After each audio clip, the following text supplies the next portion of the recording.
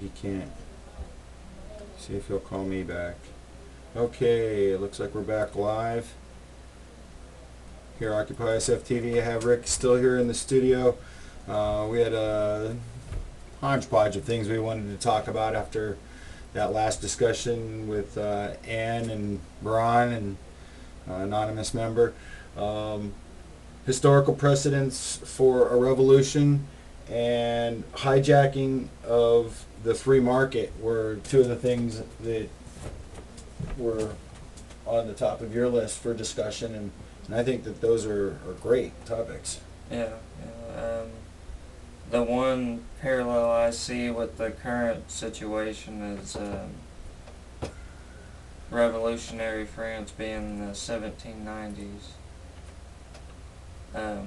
Back probably to the 1780s was when it was fermenting and becoming more a revolution. Brett, you there? Sorry about that. We're bringing him in. I am here. Can you hear me? Brett, you there? Sorry about that. We're bringing him in. I am here. Why are we getting a feedback though?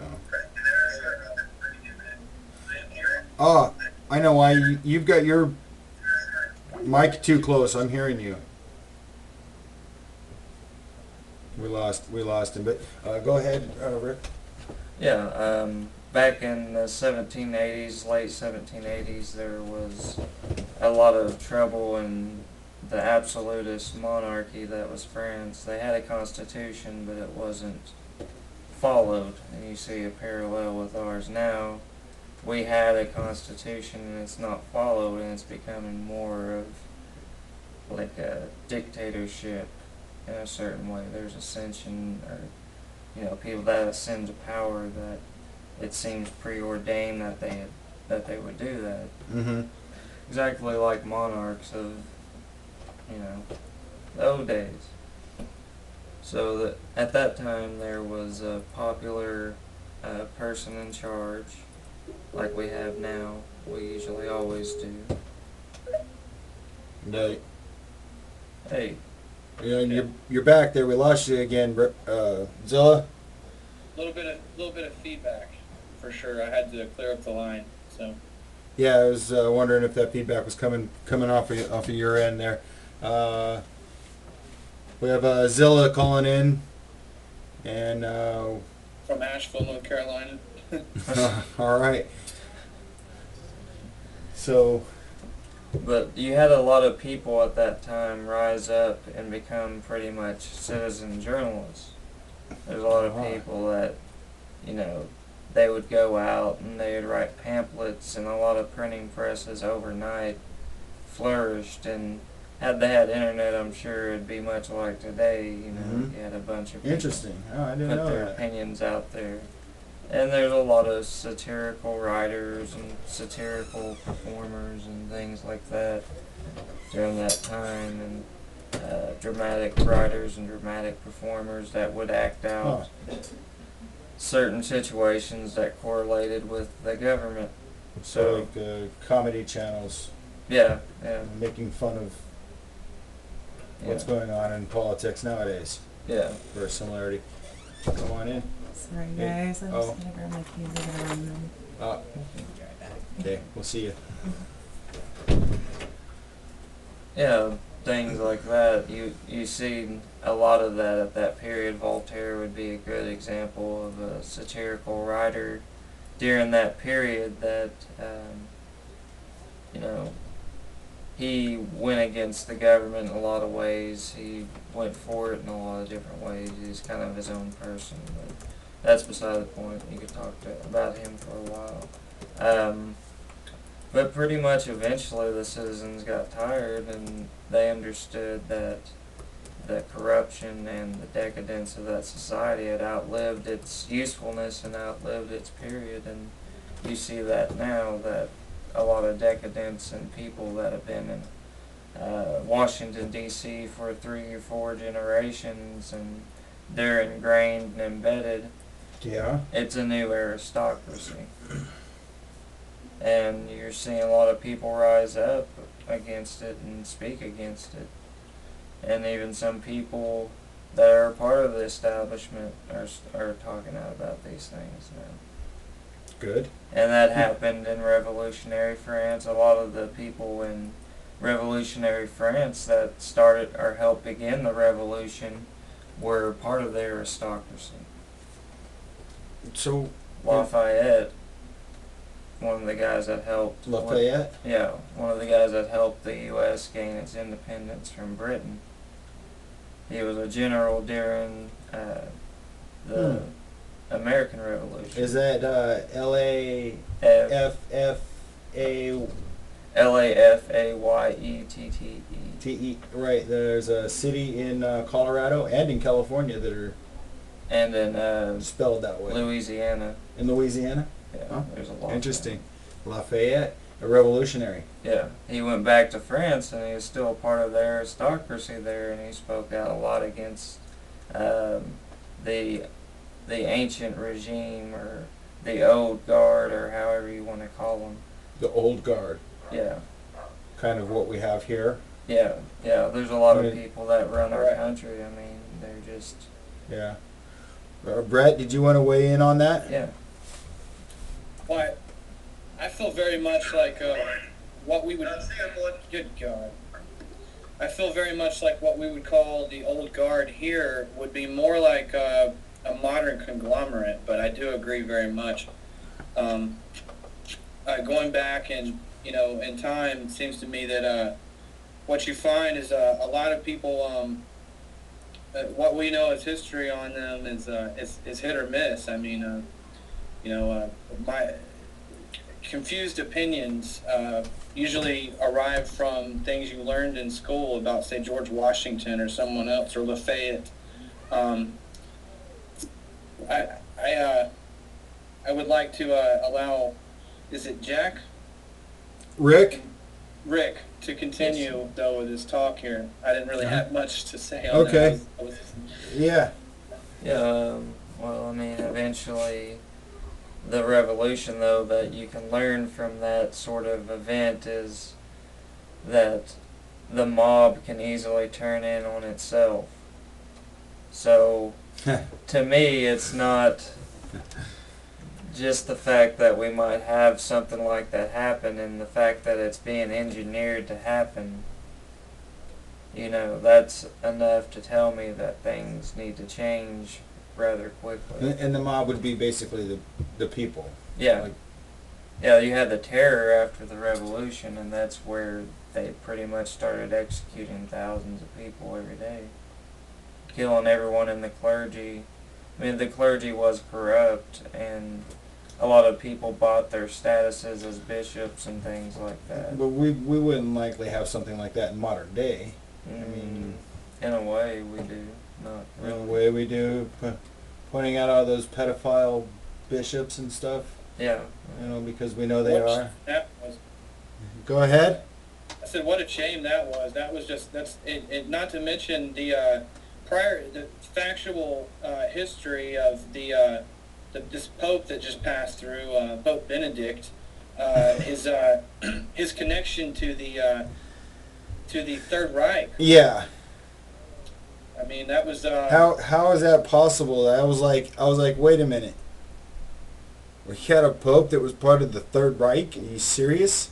well. Do you mind if I speak on that for just a second? Give me Please. 1 minute. The show is. Go ahead.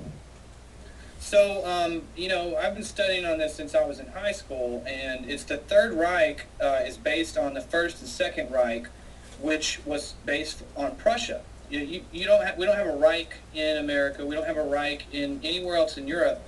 But there was this little known of continent, part of the continent in Europe called Prussia, which was Russia and much of Germany and different parts of Europe, all under their own form of hierarchy, and this was known as a Reich.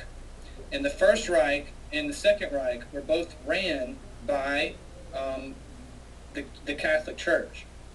Not directly, but indirectly, as most of the Catholic Church interference is today. Mm-hmm. So the Third Reich factually could not have happened and would have had no purpose without the Roman Church the Holy Catholic Church and the Pope himself being involved.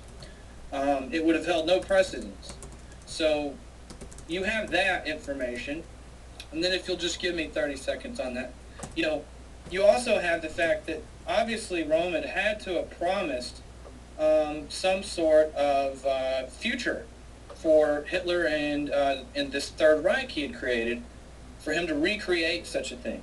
Now, many people would deny this. I'm no one to hate a religion. I love everybody's religion. I don't care if you're a complete occultist or what you are. You have a right to that. I'm all about freedoms. But you have to understand that the Catholic Church has had its roots intertwined in the pagan Roman Empire since Constantine first helped create it. So, that being said, Prussia was the goal, a recreation of this old state to a new state, and introducing the Pope as a leader. So since that didn't necessarily happen, I believe, my personal opinion, is they took a former, the children of the Nazi Germany, brown coats, took a former brown coat, one of the children, soldiers for the Nazi party, and which, the Nazis were predominantly youth, and so the German Nazi youth, this Pope that just recently stepped out, he in fact was part of that Nazi youth. Yep. And people can argue, well, he was a child at the time. Well, it doesn't matter. The truth needs to come out about his about these allegations and about the actual background of the history of the person. Yes, because how can we be clear on someone with that much power? He has his own state, and controls his own state. He controls many armies around the world, people's opinion of soldiers and countries. It's obvious that there was more to that alone. And for example, that's just one of many things that we don't get to know about very clearly, and aren't stated very clearly. I keep wanting to call him Jack. I'm sorry. Your Rick, your companion here. Co-host. Your co-host. Yeah, I was just on a different show, so I'm totally somewhere else in my mind here. Right. And so Rick, what you were just speaking about with was very much after Lenin, and the original the Russian takeover of their country, and a lot of the Soviets had taken control, the Bolsheviks. Lenin didn't necessarily have bad ideas. It was more like this deranged, radicalized opinion that had happened, that all should be equal afterwards, and then it basically took away from this utopian idea that everybody would be taken care of under this society. Instead of people being taken care of necessarily, everyone got the same shit into the stick, for lack of better words, and it was a very bad situation. So I just think if we knew a little bit more, if we could know a little bit more about where things were going to go by looking at the past, I think we would really be able to find our answers a lot better than just guessing, and being forced to guess. Yeah. Obama, as a prime example, was everyone's guess. So if we had known more about his past, factually, we might have known better what the future would look like. That's true. Yeah. Well, with Lenin, he wasn't necessarily the one that gave Russia its bad name. That was Stalin that definitely did that. Lenin warned people against Stalin too, but yeah, Lenin didn't have bad ideas, but the same thing kind of happened with him. The revolution began to eat itself, like cannibalize on itself. you Well, know, you had two different parties. You had the Bolsheviks and the whites. The white coats, I believe they were called, or something. I'm not really a history buff on the revolutionaries of the communist parties, but Dr. Zhivago would be about the best history lesson I've had on that. But that's a good movie. I like that. it's a great movie. Well, I got a question since we're bouncing around here. We did want to get about talking about hijacking of the free market. Mhm. You know. Well, I mean, and I guess early modern, early industrial terms, you'd be talking about Rockefeller. You'd definitely be talking about John D. Rockefeller. He pretty much, he pretty much overtook the oil industry within a few years, and how he ran it was he had his company, which was the South Improvement Company. It's something like that. I remember being South Improvement, but he had that, and underneath that he had sub corporations that pretty much made it to look like they competed with one another to keep up the appearance that they don't have a monopoly. And you see a lot of that now with the multinational corporations that run most of our day-to-day lives. Like, I've heard somewhere that all of our news is ran by 3 corporations. Every single outlet of news that we have, that's mainstream media. You mean there's only 3 that we have? Yeah. And they're not really competing either. Well, they're feeding us all the same bullshit. It's simulated competition. It's simulated free trade. It's simulated free market. It's a simulated capitalist economy. It's not true capitalism. Correct. It's a true capitalism. The way that our nation was set up is a form of anarcho-capitalism where one farmer can grow a huge field of tomatoes and have access to a lot extra tomatoes and put those on the market, and for people that say grew too much cabbage, they could trade their cabbage with this man that had too many tomatoes. It was about the time we came up with all of the centralized banking systems that we really started to see problems with that. Land seizures and things with the natives were predominant in the early years of this nation, but a lot of people forget that the Cherokee held large swaths of the South, and it wasn't until I believe Andrew Jackson that in the modern era of industrialism that we decided to go for their gold and took most of their property, and the Trail of Tears began. Sounds like I'm bouncing around here, but really all these things are very connected, because the natives did have a form of anarcho-capitalism in their government, where they had free trade, like really free trade. They didn't have a monetary system set up, so that would be anarcho-capitalism. And modern capitalists, as they are today, had their beginnings in this nation, to the best of my knowledge, after they had gotten rid of the native threat and their anarcho-capitalism, keeping them from trading food product in gold for what they needed, So that's where we've ran into a lot of problems. The paper we have is worth nothing. Yeah, and that, Brett, now that you mentioned that, that's why I am refusing to accept American currency for any form of donation. If somebody wants to help me out, they can send me a care package or something, of things that are needed. But I don't accept American currency for donations.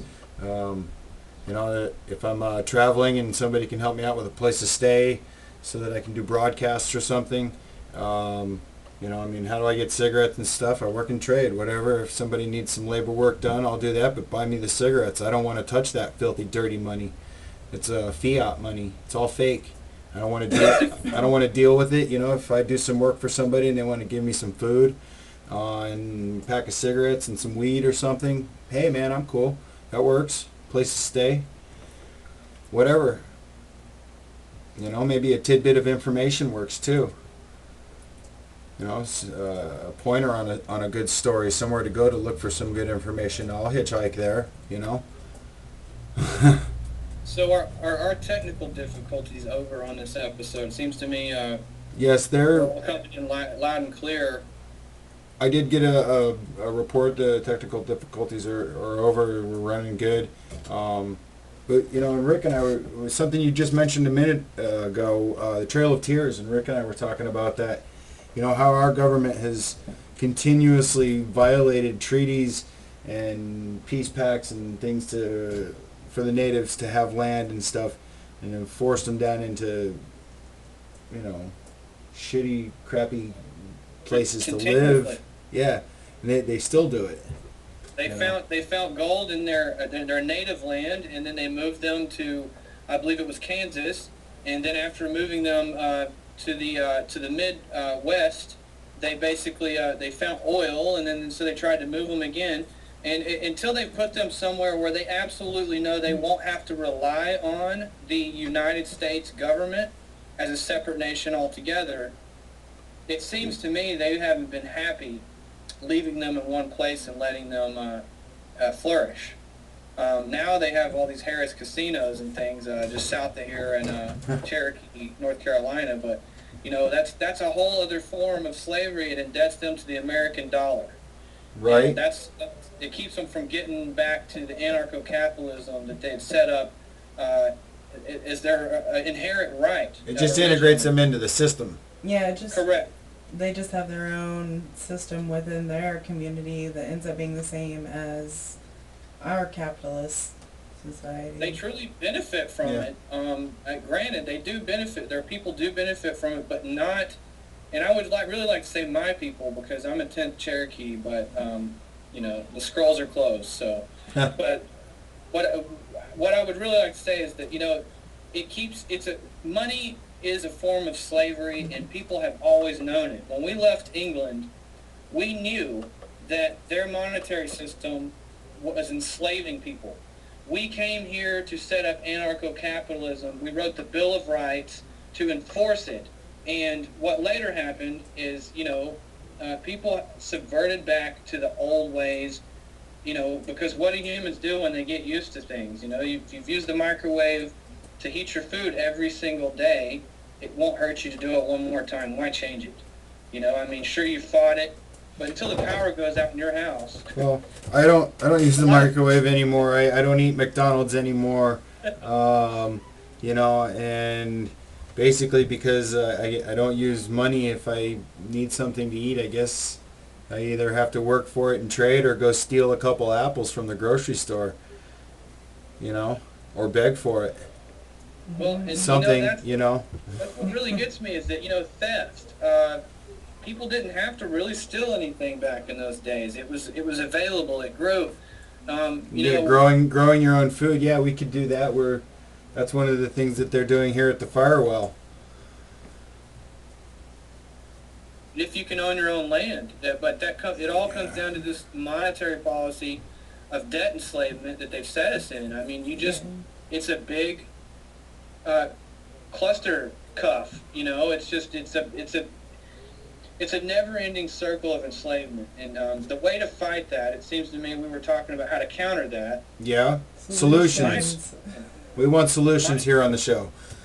My strong solution and suggestion would be that we set back up a society of people who are growing their own food, which you see across the nation right now. You see large, organized groups of people coming together to try and counter this. Well, and, you saw that at Occupy in Oakland, right?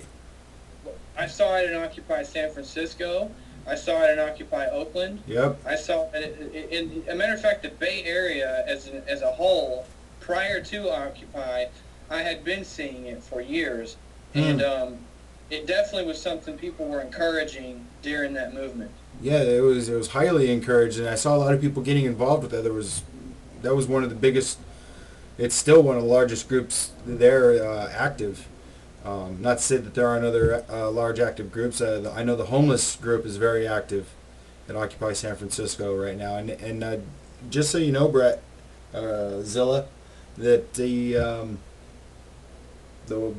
101 was retaken during the day by the group, by the homeless group, and they're passing out pamphlets and stuff and being harassed by the James, police. let's not call them homeless. Let's say that these people are on the move. I'm sorry. There was a common term. I didn't mean to. They're occupants. The occupants, the disenfranchised, the frontline soldiers. What do you want me to call them?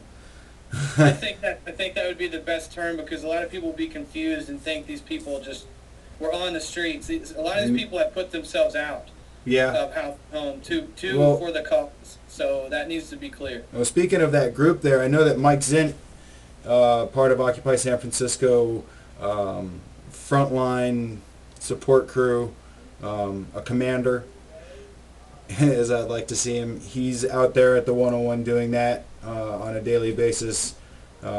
He's fighting the sit-lie law and the right to protest, and the police continue to harass him, and he continues to film them.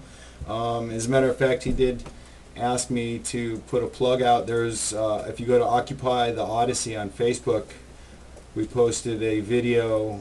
It was dated 3/5. Let me pull that up. It was the police officers harassing the occupants at the 101 Market in front of the Federal Reserve. So James, that brings me to another subject. You just mentioned Facebook and how for people to connect to that. If we really want to subvert, then what we need to do is we need to quit using such things like Facebook. That is one of the main things. I understand we are, in a sense, occupying Facebook. Those of us out there that have these ideas, we want to keep people that have no other way of learning this information aware, and so we're putting it out. But just to make everyone else aware, one of the latest tech trends that came about is a separate news feed for those of us who are in politics. Oh yeah? And so pretty soon, we won't even be able to tell people not to go to their Facebook to learn what we're trying to say, because they'll have a separate news feed for us all together. And which, those of people that want to listen, they'll have the option of going to find out. But it'll, at what cost? By 5 minutes after I post my YouTube video of, the riot police coming downtown, maybe they've already deleted it. So I experienced this during the days of MySpace when it was really big, right before Rupert Murdoch purchased it. In the 2008 RNC riots, they actually tracked down people who posted videos to YouTube and, of those events, just simply for having a camera. Because what a lot of people don't know is that the Jersey orange spray at Berkeley was not a first. That stuff's been going around since at least 2008, when I had my first experience with canisters of it. Scott Olson, very good friend of ours, who was shot in the head and had some mild brain damage from it, who's hopefully doing much better now. Last time I saw him, he was doing much better. He's been out and about. He's been into some protests. I saw him at quite a few protests. Sometimes he was having like some back problems and stuff, and he'd be in the wheelchair. But a lot of times I did see him out walking and participating.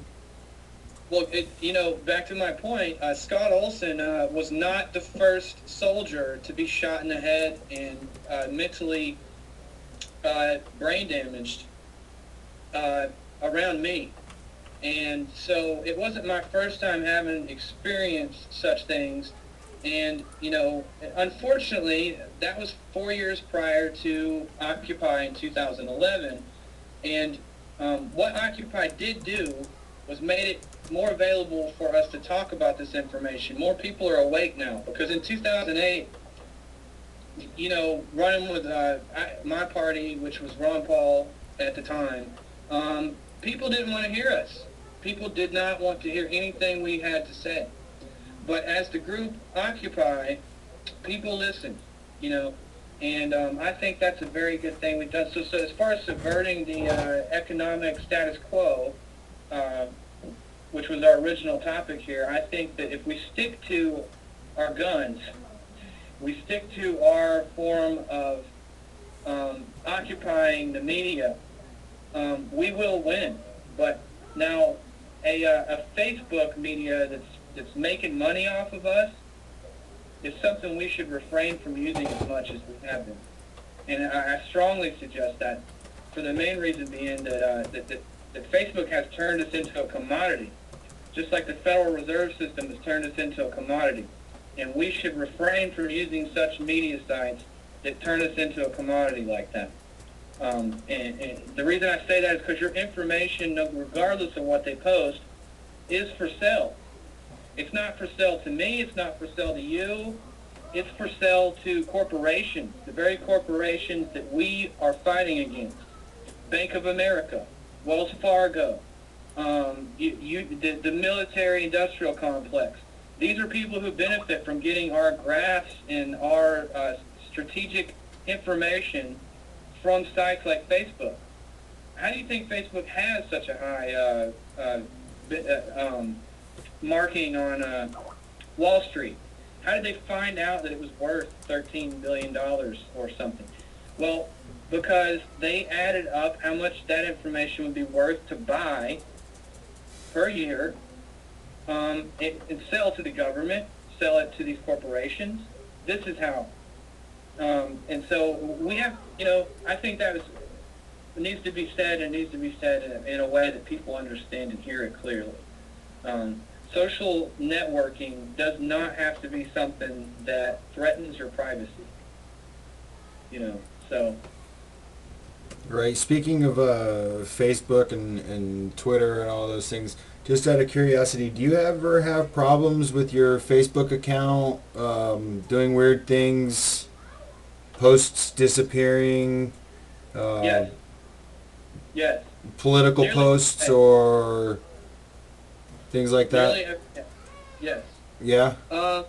Yeah, and what's funny is that, Because I've seen it happen. A lot of people on my Facebook don't understand what I'm doing. I might post 1,000 pictures of half-naked women. And let me say this, my feminists out there, Yeah, I've please seen listen. that. The reason I do this is to test the perimeters of Facebook. I don't do it to offend anyone or because I like it. I do it to test the perimeters of Facebook. If I don't test the boundaries of Facebook, I don't know what's going to happen.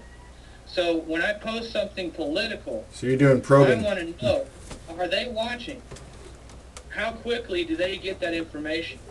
And how quickly can they react to it? And the easiest way for me to test those perimeters is for me to post anything and everything. Some things I don't even agree with. Okay? And, having 1,000 people on my friends list, I know for a fact that my information used to get out to 300,000-400,000 people a day. Just one post. Now, I know for a fact also that in the past 2 years, I have been limited in that connection, and I can probably get out to maybe a maximum of 300 of the 1,000 people on my friends list. Now, a lot has changed over the past couple of years, but it still hasn't kept people from receiving that information enough, so that's where this news feed comes in. That's where the new news feed comes in. Right. Because they can't pay people to continue and still profit. They can't pay people to continue to monitor individual websites and spaces from people. So they have this new news feed which will separate that information automatically. One of the most current trends prior to the separate news feed is that, say you post something, James, and I try to share it. For a whole month, the photo that was attached to your post, when I shared it, would not show up. Now, doesn't sound like a big deal, but they know the mechanics of the brain now. They've studied this for over 5 years through this site. They have a scientific demographic of how many people click on a picture attached to a link versus just a link. that you don't know where it goes. And so this was a strategy that they've used, and they tested it over the past month. Now they're back to allowing the picture to be attached to the link again when you share, and they've introduced a separate. I have a personal... They've introduced the separate news feed, which will be their ultimate option for keeping us all different. All right. Jen wanted to jump in here and say something. Yeah, along the lines of like information gathering, I had a personal experience with that. I used to, Amazon.com has a site called mturk.com, mechanical turking. Mm-hmm. They're little micro jobs that you get paid micro pay for. Well, one of them was... Micro jobs for micro pay. Interesting. Yeah. Anyway, so one of the jobs was they would link you to something that somebody had posted on Facebook that had keywords like names of companies or products or things like that, and they would have you go in and read it and tell them if it's good, bad, neutral, you know, if other people are talking about it, you know, kind of summarize that. So Information gathering, basically they were asking you for your professional opinion for monetary retribution or recompensation. You would be recompensated for your professional opinion, is what I'm hearing. I guess, yeah, or right, just my independent opinion. Micro pay. I'm sure, so they could categorize it and sell it. I'm sure. They weren't asking for any credentials in a profession or... Oh no, right, yeah. It was just, I'm pretty sure like anybody could do it. You know, anybody can sign up to do that. I didn't have to qualify. So somebody with a felony could do it, or... Yeah, I mean, you know... can do it. Any person can do it, and they can say whatever they wanted. You know, didn't have to be true. You still got paid. Now, they paid you through digital, what were these, like bit tokens, or? No, I mean, it was actual currency. You can either, like, apply it to an Amazon purchase, or you can have them send you a check once you get to, you know, a certain amount. Like $10 or something like that. $10? Yeah. Wow. Yeah. That's that's micro pay, all right. It is sounds like modern slavery. Yeah, something like that. Well, I can say this, at least they're paying you versus Facebook setting up the bait and switch on you. And right, and Google, don't forget Google. Facebook just, you know, me or James post something, and they receive that information directly as to what all the answers are to that information. And what I realized is that, you know, it doesn't matter what I put on there, they're going to receive some benefit from it. And I don't get paid for that. You know, if I get 1,000 hits a day on my page, they receive all that benefit. And so, Brett, now that you mention it, we've talked about it before, maybe we could collaborate nationally to just dump Facebook. Maybe we could use something else. There's other platforms out there. Viewers, maybe talk amongst yourselves, spread the word. We're going to dump Facebook and stop using it. We're going to use another platform. Do you have any for suggestions, communications. Brett? well, my suggestion is that you don't dump Facebook. That what you do is that you understand the parameters in which you're working in, and that as far as like you know, social networking, that you find another site that's more reliable, that trustworthy site that you don't actually. Let's see, Banoosh was started by some of the Occupy entrepreneurs, I believe. So Banoosh was basically, it was essentially the original Facebook, set up the same way, but where your media and your information were not being sold. And where basically I could post something very radical an opinion, and I didn't have to worry about my personal information being sold off to multinational companies that wanted to know who I was and if I'm a terrorist or not. So, you know, that was that's one site that I can name off that I believe to be very trustworthy is Banoosh, and I think since their creation they have moved on from the Facebook format, and what they're using now because they didn't have enough people using it is they're just you can add whatever information you would like. But people should check that out. Banoosh.com. Yeah, you can put anything that sounds like Banoosh in It'd be Google and- Banosh. No, I believe it was 2 O's? B-double-O, yeah. B-double-O? Wait, BANOOSH? No? Let's try and find it. No,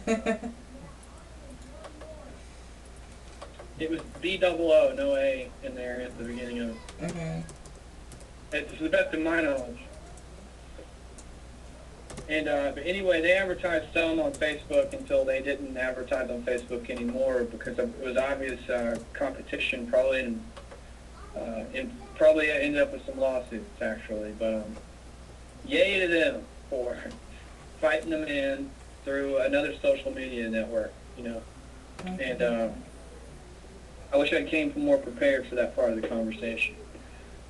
Well, that's all right. I mean,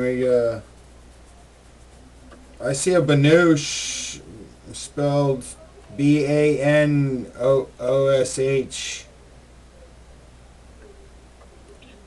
That's correct. That's it. But it doesn't look like a social networking site.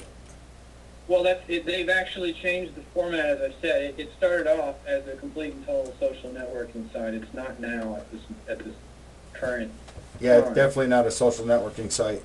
And so, But if you'll go to technology, entertainment, Yeah. photos, yeah, you'll see that they do share some. it's like it's a news site more or less, They have turned it into sort of a media news site. right? Yes. Well, that's cool. You know, I mean, that's what we were talking about earlier was how, you know, more people are getting the information, like back at the French Revolution. Mm-hmm. People like myself and you, other bloggers, just general photographers and stuff are getting more involved in the revolution, and getting regular citizens out there that see things going on and they're talking about it and spreading the word, taking photographs, taking videos. You know, so I mean, the revolution now seems to be similar to that of the French Revolution. Yeah. You know, I mean, we have Anonymous on our side. They're out there doing their thing. So on that topic of Anonymous, you know, It's a popular topic. it is a popular topic, but I've seen a lot of being around my family right now. Currently over here in the southeastern part of the United States, I've a lot of Fox and CNN and different media networks that are your common media networks for this part of the region, and even the Huffington Post, I was surprised. The topics they're picking up on about Anonymous seem to be very much in line with the war against Anonymous, which Anonymous is not going to try to stop the president from having his speech, for instance. That was complete and total blasphemy that they would even say such a thing. I'm not going to claim online in a public space that I have any connection, but what I will say is that nobody that is about freedom would stop another man from having his freedom. If someone says to you that Anonymous is going to stop this man from speaking, know instantly it's a lie. But don't know it because it's anonymous. Know because hackers don't do that. Hackers don't stop people from having speeches has nothing to do with The- anonymous. yeah, It comes because down to because the hackers are about people having free speech and having the ability to correct, share the information. correct, correct. Aaron Schwartz, recently, someone who I believe to have been assassinated by the United States military through some sort of black ops operation, if not Mossad or some other form of intelligence organization. Because he did have a Jewish name, and I'm just going to go ahead and be the only person you may have ever heard say this, but because of his Jewish name and the current run of politics, the rule of thumb that we have in politics, he was a sore in the eye of every government. And the reason is because not only was he an especially gifted hacker, but the creator of multiple different social networking devices, such as Reddit, but he was well off, had a lot of money. And do you think Aaron Schwartz would have went into Palestine, their databases and their computers, and shut them down? No, he would have never done such a thing. The reason he wouldn't have done that is because he didn't agree with one-sided politics. There was no view of Zionism flowing from that man's mouth. I never heard him speak once in favor of Israel, or in favor of Palestine, or in favor of Iraq. I heard him speak in favor of all people's freedoms, though, which is a very common factor with Anon, and a very common factor with just hackers in general. The cyberpunk revolution that happened in the mid-90s is where, which a lot of people missed out on because they were late on the internet. But the cyberpunks, they still exist. And those politics of freedom still exist. They don't shut down sites because someone has a swastika, and they don't shut down sites because someone has the Star of David. It's all about freedom, But what they do is, if a site is funded by the government and it's a corrupt site and it's there for corruption, and they are doing something that is hurting and infringing on someone else's freedom, or let's say that site is directly focused at infringing someone else's freedoms, it will be at threat of being shut down by these cyberpunks. So Aaron Schwartz, in that case, in that sense, had never censored anybody's opinions, but in the sense that, say, Barack Obama was going to shut down different sites for social networking traffic, sure, there would be an attack on the White House. I'll say it. But the reason that would happen, and it's common sense, is because they would be... You mean like cyberly? I mean, like, any time that they are trying to block information from the public in general, there will be, they will stonewall whatever whoever's putting up that firewall, they will break it down. And this is where they really help us, because honestly, they have kept the internet going. If it wasn't for them, at this point, you and I wouldn't be sharing through social media sites the way that we do at this moment.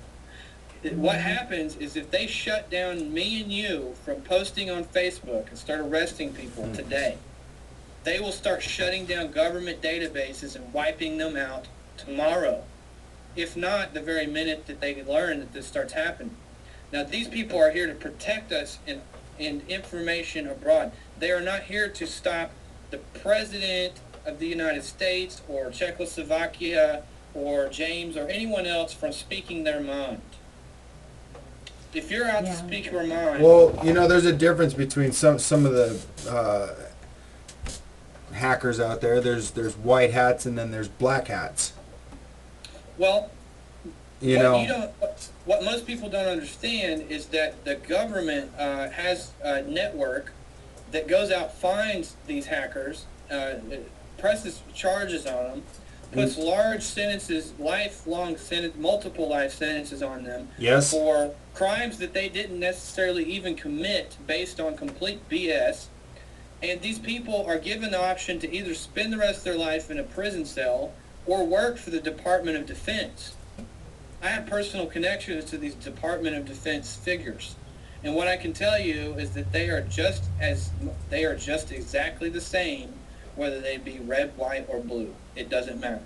They are all the same. Now, some people have circumstances that have been pressed on their backs. Well, the ones that are the typical black hats are the ones that have they're generally either pressured into it or are doing it because there's a substantial monetary gain for them. You know, I mean, maybe they have they might be some 15-year-old kid. They might be a 35-year-old family man that has kids. You know, but it's the white hats. You know, those are the ones. Those are the good guys. Those are the ones that we were talking about. That you know are fantastic supporters of the revolution and keeping the internet free and open for us to use and share information.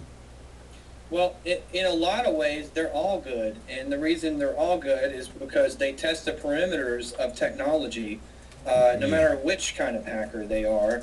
And by testing those perimeters, they let us and you know. Well, I wouldn't say they're all good. I'll disagree with you on that because, like, you know, even if they're a black hat and they got into hacking so that they could be a black hat and work for the government, you know, those people.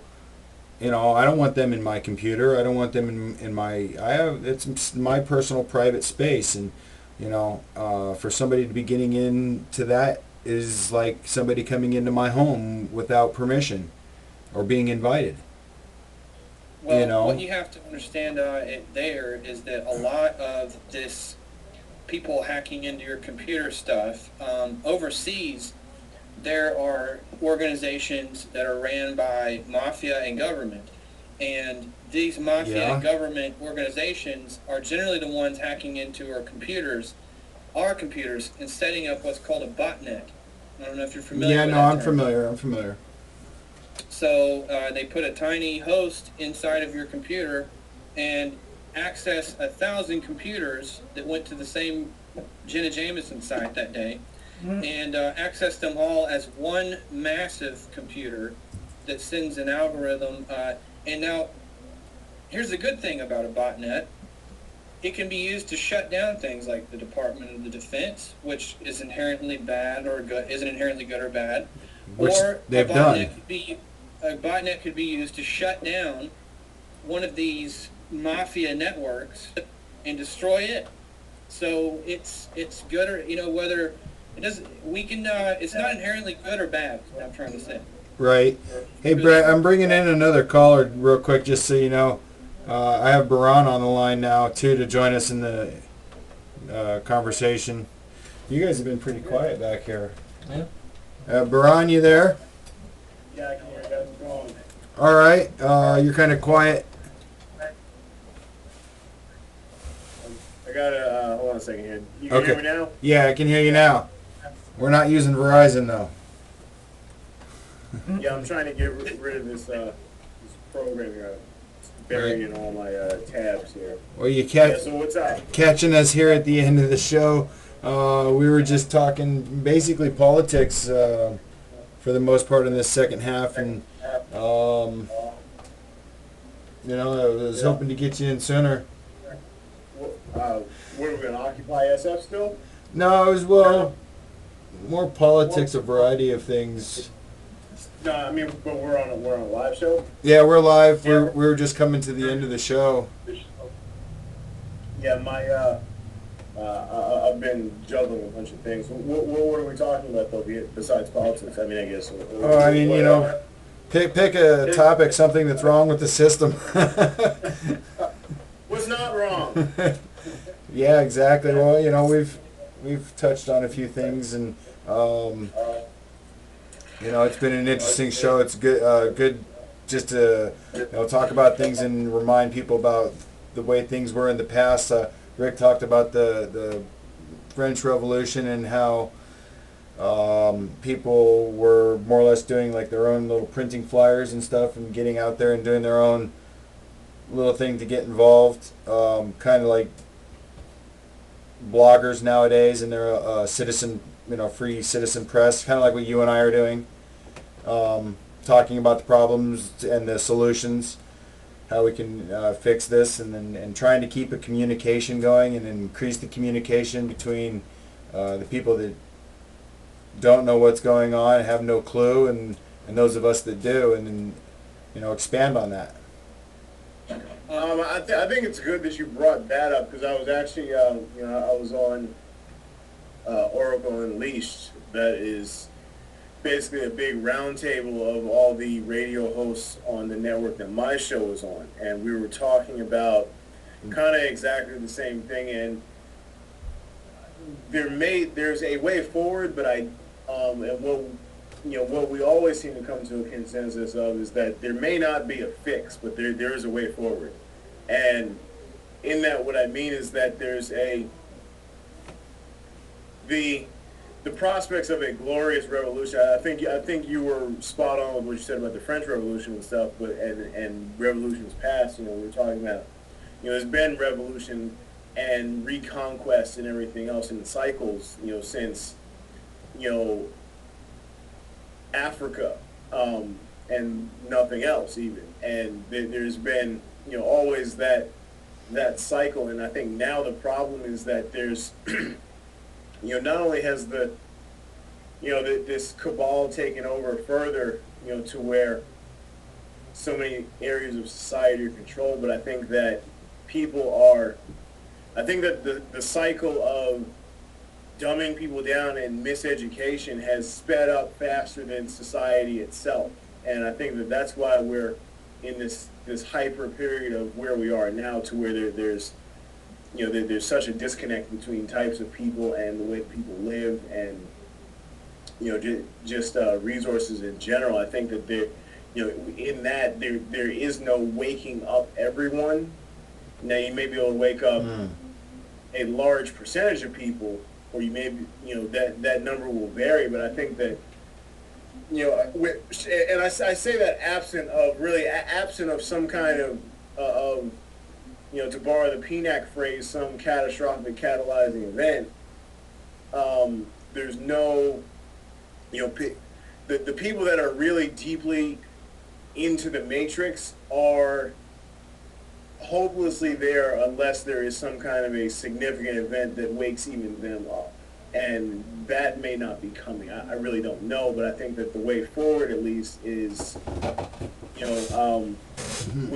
we have to refine the whole movement. People have to really, we have to really work hard, not to just, talk about the issues we want to talk about, but talk about what's needed and what's necessary, and really poke into people's, psyche, and, let them know, hey, you need to know this stuff. This is, these are some facts you need to know. These are some things you also need to be concerned about. Yeah, I agree. I think one thing that a lot of people are missing is I like the 3 C's: collaboration, cooperation, and communication.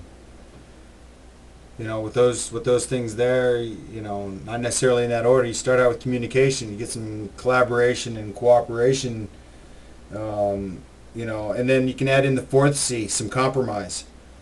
Compromise. Then if you have that together there, you can get some work done, and people are happy because you get a little bit of what you want, somebody gets a little bit of what they want. You talked it over instead of duking it out with weapons of destruction of whatever kind. But the thing is you and I and most people don't want to fight in a war and stuff like that. We're willing to talk about things, and a lot of people are just puppets for the people that they have actually the manipulative control and power to send people to war, to start wars, to end wars. So, but that's probably... What's that? It's a brain good for if you don't use it, Right.